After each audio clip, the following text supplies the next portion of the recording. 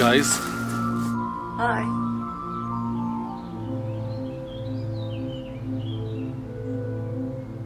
A myth keeps the same framework over the centuries, but its values evolve over time so that each era finds something new in its mythic narratives.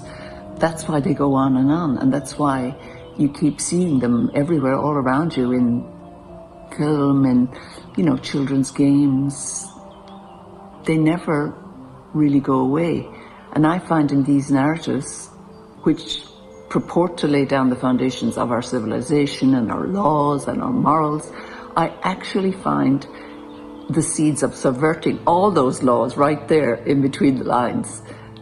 Many of our foundation myths, endorse violence or rape and punishment, especially for women who transgress the norm.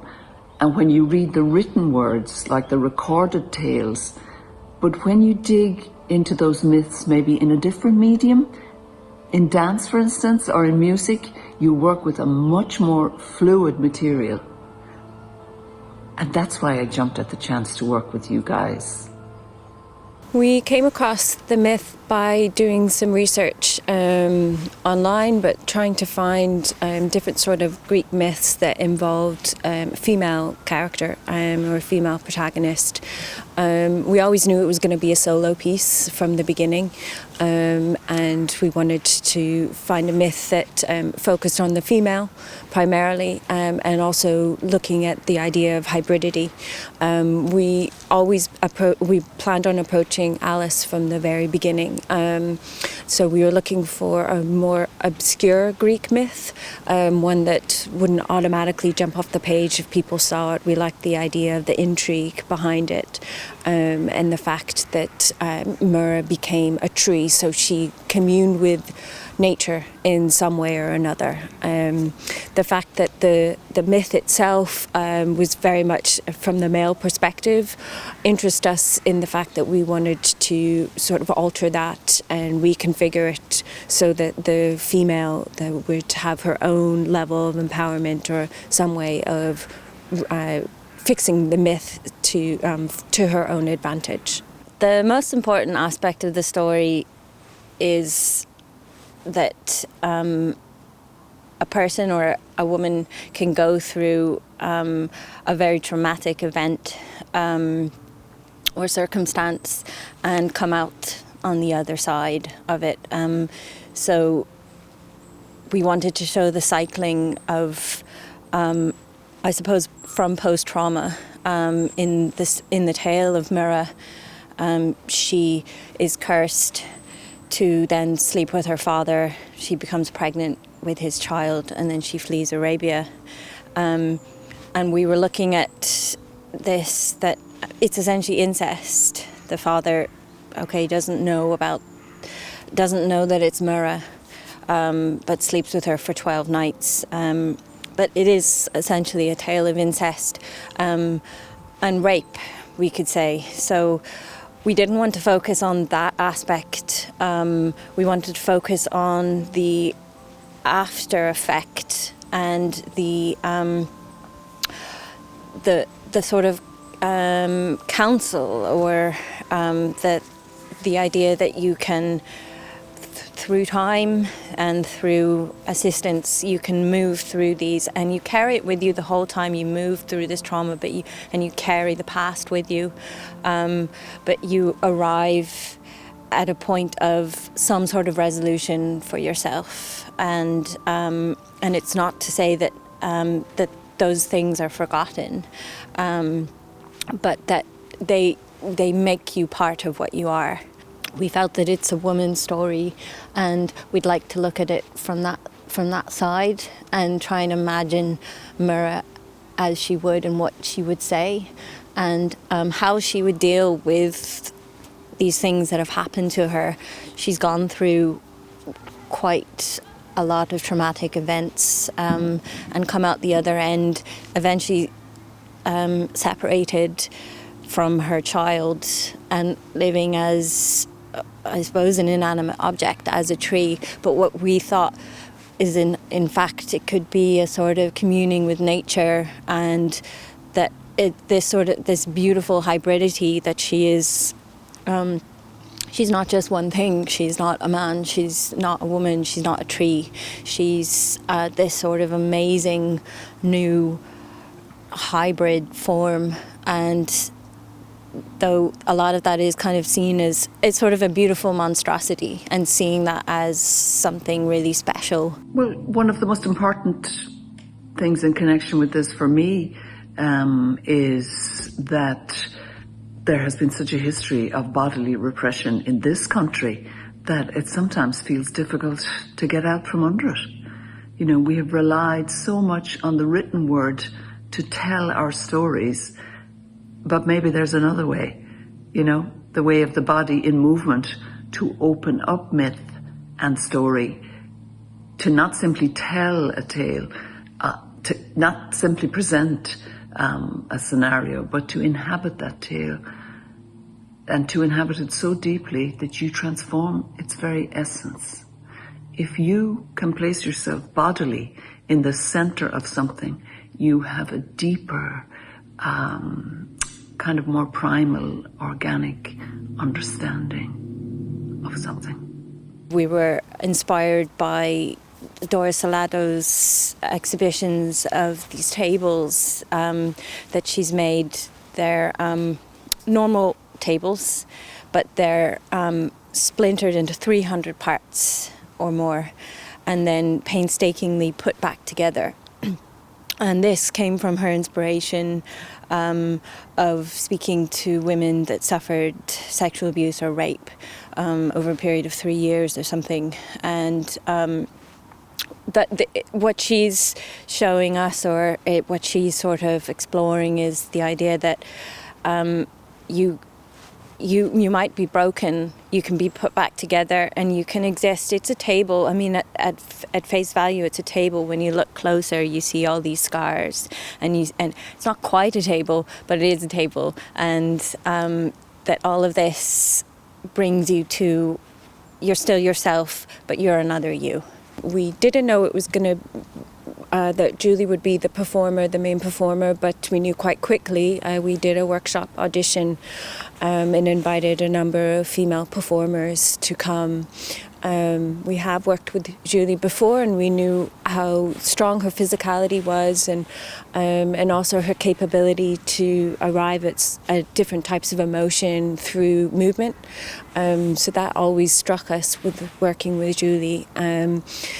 But in the workshop audition, and we were bringing these tasks out to do with Myrrha, so this idea of including hybridity, morphing into a different kind of person or a different part of animal or a different plant. The tasks that we brought into that workshop, they really worked very well with her, on her body, and also with the way that she processed the task. We also brought a whole bunch of drawings from Alice. So in our initial residency that we did with Alice in Mayo, in her studio in Mayo, we brought the drawings that we had, sort of very early sketches of where Myrrha was at the beginning of her story, and then possibly at the end of the story, the one that we were going to rewrite. So we had these images in this workshop audition that the performers, they used those images to inform the movement that came out of it. And again, there was something that with Julie, that she just automatically connected with these drawings and with these images, and they sort of metamorphosized in her own body. So we could really see Myrrha erupting from her own physicality. And then we had a second residency in Shawbrook Studios, which is in Longford, in this beautiful converted dairy farm that they've created these dance studios in. So there's lots of space and lots of light, and it's part of a forest as well. So it was kind of perfect, and we went out and looked at the different trees and talked a lot about the design and whether the tree would be part of the stage design, or whether there would be branches that came from the ceiling, which is eventually how the set design occurred.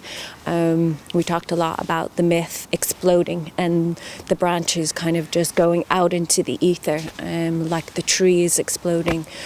from Myrrha's head, and to have that backdrop of the forest was really advantageous to us. So that collaboration with Alice began from the very beginning. At this stage, it was about 3 years ago, and with Denis probably about 2 years ago. We brought Denis into the space early enough in the process so that he could see the movements that were forming and understand the tone, the sort of movement vocabulary, but then also the soundscape language that he was going to create. We also wanted to have song involved, so we collaborated together on that, creating the lyrics that came from Ovid and Sylvia Plath. And Denis composed the music and worked with Julie to create the song that occurred. And the collaboration between Denis and Alice seemed really organic from the moment that they met and sort of started discussing the piece.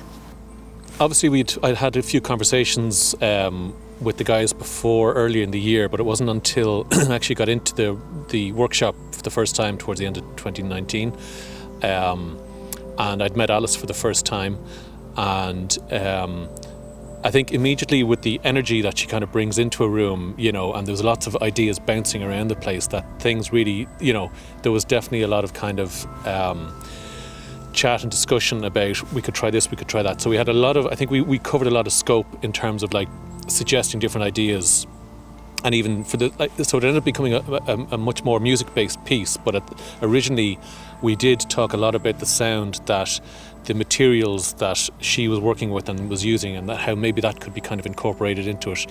And I think there was always great suggestions, I think. So everyone always had something like, well, let's try this and let's try that. So there was no kind of, this is the way we're going to do it and that's it. It was always completely open, and we were saying like, let's try bringing in a ukulele. I mean, it's probably a really bad idea, which as it turns out it was, but it was great to try it and have something and just be open enough to play with that. And, we knew we were a few months away from going on stage, so we still felt comfortable playing, as it happens, you always, kind of run short of time, but it felt good that we felt that we had time to play. And I think that's what the four of us managed to do together. We kind of brought an enthusiasm and an energy to it between ourselves, I think. So there was a lot of back and forth with us, and not just dialogue, and discussion. We actually did things together. We did drawings together, right, Megan and Jessica, as a way of working up the theme. And as part of our understanding, we did residencies together, where we moved together, did exercises together every day, but also made images together. Being bodily in the same space with you was very important. Sharing food and time, and having you in my home also. I didn't have the same time with you, Denis, unfortunately, and we came together kind of later in the process, when the image of this giant, headdress was already formed.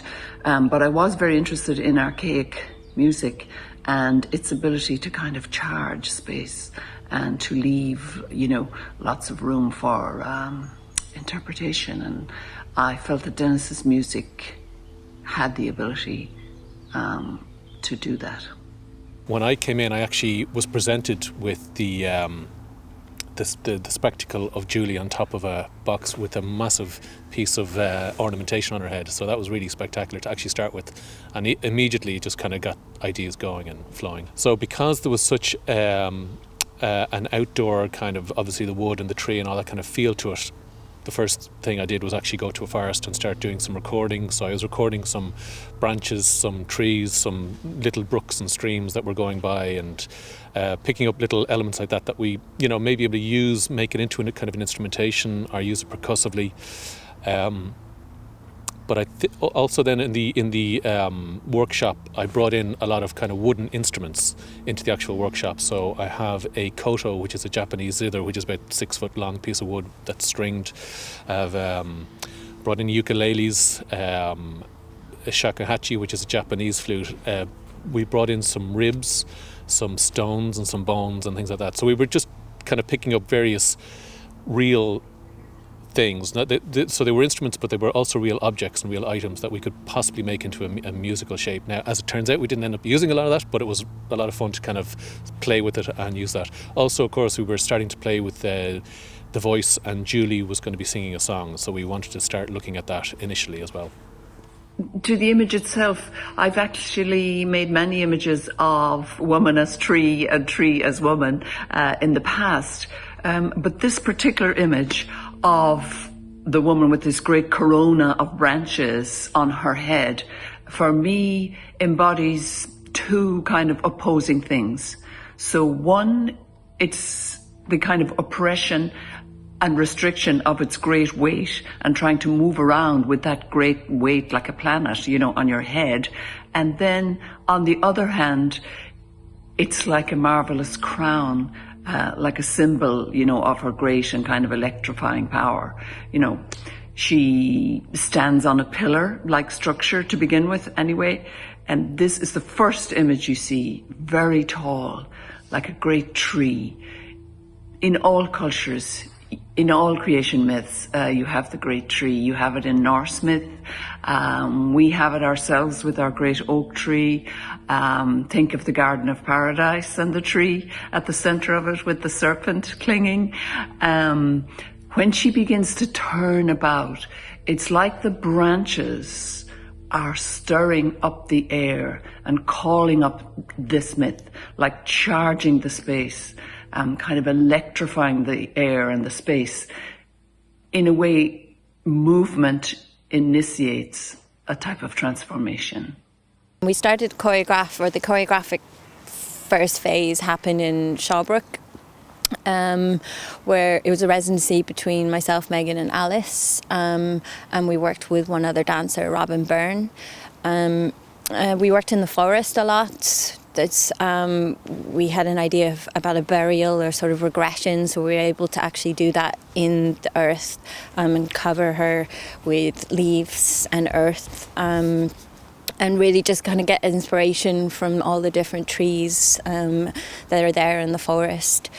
And we also had already a kind of a list of movement emotions, sort of like phases that you might go through the story of Myrrha, and a lot of them they're quite hard and deep and dark. They're shame, remorse, guilt, grief, a regression, a burial. But out of that, the last kind of the last sort of phases, they're a smaller percentage, but they're much more meaningful. So they're out of the regression there's a purge, and from there we can kind of start to uplift and sort of come out of ourselves, or she can come out of herself and enter into hope. So there's an acceptance stage and then a hope stage. So there was that phase, and then we went into dance house. And worked with Julie, who was cast as the main performer, and all of that happened it happened in two different stages. When we were looking at the movement, we were trying to evoke the story of Myrrha in the best way we could. The work is not a narrative work, so we did this through movement tasks and also very much looking at the 7 stages of grief. So we split it up in chapters, and then went into the rehearsal studio with Julie to devise movement material for each of those chapters. In fact, the chapters started to meld between each other and they really intertwined a lot, but some of the themes that we were looking at were remorse and grief, regret, sorrow, and continued through this. And they all, we chose a different body part for each of these chapters, as it were, for Julie to start off with. So that was the stimulus, and we had created long improvisations that we would then return to, and choose certain parts of those movements that really worked, and then started to link everything together. What and how she would tell that story. It's a tricky thing to do through movement, and maybe only through movement. We did work with text, and that can assist you along the way, but I suppose it was about cycling for us and how to show those cycles. And what really changed is having the headdress, this massive headpiece that Alice Maher designed and Denis Clohessy made, which was incredibly long silver birch branches attached into a helmet, and they're real branches, really heavy on her. And once that was placed on her head, all the movement changed. So whatever we had choreographed before, we had to alter, because it would either fall off, or the weight of it, she couldn't support the movement, or particularly spinning that we had done before.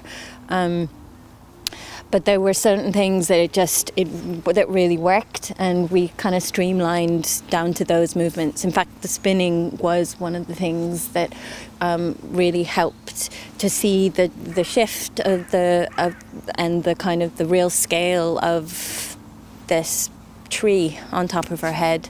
And then also she was elevated on a 2-meter high pillar, which is a pillar the size of her. So she's herself doubled. That changed too, because she suffers from vertigo. So I shouldn't be laughing, but she kind of got over it. But that was, that's sort of, it's really frightening for her. We started on a table, and then kind of progressed. But as soon as you get onto some these sorts of things, like with the pillar or the headdress, they're so restrictive that you just have to really pull into what the movement is and what it's trying to say. So it changed a lot then. We talked a lot about how the classical myth can be interpreted and reread in different eras, different times, cultures, and different situations. In the tale of Myrrha, punished by the gods to have an incestuous relationship with her own father, this kind of might, like formerly would be read as a cautionary tale. Obey the law, because the father will not be punished, but you will. In today's reality, and perhaps post-Me Too, for instance, Myrrha's very breaking of ancestral taboo may show her power to take on taboo, to take on the father, to kind of swallow her fate, and that today, to actually break an unjust law is a transformative, worthy action. So I suppose we kind of sought to explore as well as explode the myth in many ways. In the scenario in which we place Myrrha, with these kind of branches hanging all about the space, like you kind of see here, the kind of suspended branches, which hang there, to me are kind of like an exploded tree or an exploded myth. And I worked with Denis Clohessy to make some of the branches look like they had sinew and muscle and veins and blood, and were almost like torn or exploded human limbs, so that the violence of the myth and the mythic narrative of Myrrha is included in the actual scenario. What changed was the early concepts of the design. We thought that we would have a massive tree in the space, and that it would be a big set piece that Julie would jump in and out, and that we would also show we'd show underground, we'd show the above ground, and then we'd also show the air, so the sort of 3 stages of Earth as well. And that changed into more about what Julie would wear, and it was all about her and her as performance rather than these sort of external block set pieces. It was about what she could do. So the other parts of the set are these branches that is operated on a pulley system that she can pull up and down so that she determines her own fate was important, and that she decides to take the headpiece off. She's making these decisions herself. I was surprised by how much of the floor work that we did in sort of choreographic terms, how much that really relays out to the audience as something quite internal and quite heavy, and how much we had to sort of alter from that, because as soon, you know, when you go down to the floor and you stay down and you bring your head in, it's so much harder to sort of access or translate for the audience, for the viewer, what's actually happening for the performer. So we had to keep reminding ourselves and the performer to let us in as a viewer, as an audience, and some of that is then just about the choreographic technicality of keeping up off the floor. I was also surprised by how emotional a lot of the movement sections were, in particularly Hope at the end, which has a lot to do with Denis's score. And there's this driving motion upwards through both the physicality and the soundscape, and almost 3/4 of the way through there just becomes a point where it really affects me hugely, and each time I would watch it, that surprised me. It's a beautiful and terrible moment at the same time, because it's incredibly saddening, but it's also incredibly hopeful. When I compose for the pieces that we've worked on before, it's always, you know, the idea is always there. So I might have some initial meanderings and sort of plays that I do, but really it isn't until I see the movement itself that I can kind of really feel like I know where the piece is going. And even like things like a set design, for example, that is always a really an inspiring thing for me to get started with. So as I said, we were playing in the workshop with various sounds, but I think when the movement there was movement that ended up being brought into the next stage in January. I think it was the January stage that we really started solidifying musical ideas, because I think the dance the movement was becoming more solidified itself, so that kind of made more of an impact. Then there was, for example, so the very final piece, which was going to be in 3. So initially what I just gave to the guys was for Julie to move to a 3-beat. She was already moving to a 3-beat, so I just gave a kind of a guide track, and then essentially started composing based on that track and what the movement was doing. So it's always created once I see the movement. I think that's the inspiration, because I do find blank page creating difficult. I do like to feel that there's something that's inspiring me and getting things going. And then also we had talked about using the organ as an instrument. In fact, it was Jess's idea. Actually, it's a really appropriate instrument because it's, you know, one of the oldest instruments that's used in a kind of harmonic and chordal way. So it was one instrument that was able to do a lot for us, but also feel ancient and kind of suggest that this character had been there forever. So actually, the minute we started using that, it really spoke to us, and it just made a lot of sense. And it just kind of, like a lot of the ideas that we had in December, I still use them, but I had reworked them and reissued them, I guess, for the organ. And it did feel like it made a lot more sense and kind of spoke to us a lot more, I think. We would hope that the audience would understand the trauma that Myrrha has gone through the myth that's been etched through her body. The fact that throughout history she's gone through these series of traumas and attempted to come out the other side with them. The story that we have in some ways rewritten for Myrrha in order to hear her voice, in order for her to write her own story, is also something we would like the audience to in some way decipher and understand and take away with them, so that they see traumatized moments, but that morphs into hope. So like the myth is being exploded, like the tree has been exploded. We hope that Myrrha has an opportunity to give her own voice and to choose a story, what she wants to say for herself.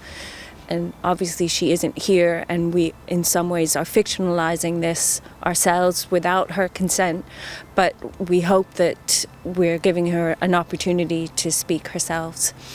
So we would like the audience to feel that very emotional part of hope, which we reach at the end of the piece, and feel like that there's opportunity there for Myrrha. We'd like them to take this idea of cycles, of going through a trauma and coming out the other end, and feeling that trauma. So if they could experience that journey with the performer, or feel some of that emotion, then that's enough for me. That something translates to them, and that they come out feeling something at all, that's enough. I think then we've done our work. Certainly what I take from it, I think I look to the end of the piece particularly. I mean, obviously there's been a lot of difficult moments that the character has gone through, but I think it's the kind of the freedom and the hope and the kind of there's a release at the end that I think it's universal. I think it speaks to everybody actually. I mean, it is up to people what how they interpret the piece, but that's certainly how I would interpret it. It's actually quite a reassuring and kind of a comforting feeling, I think, at the end.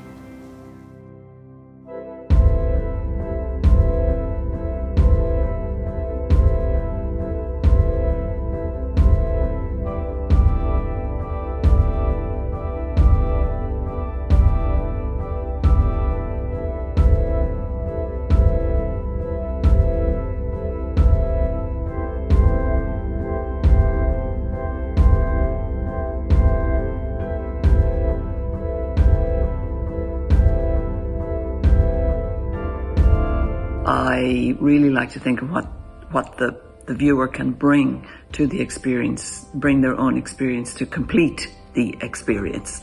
So I suppose I hope the audience will understand that by just being in the same room as this dancer, this person, moving human being, that the human body can contain, it can include both trauma and ecstasy, that it can hold opposing ideas, thoughts and emotions, and that it carries within itself, the human body, kind of intergenerational memory, including mythopoeic, our own mythic memories, and that we all have the ability to be part of transforming the human stories.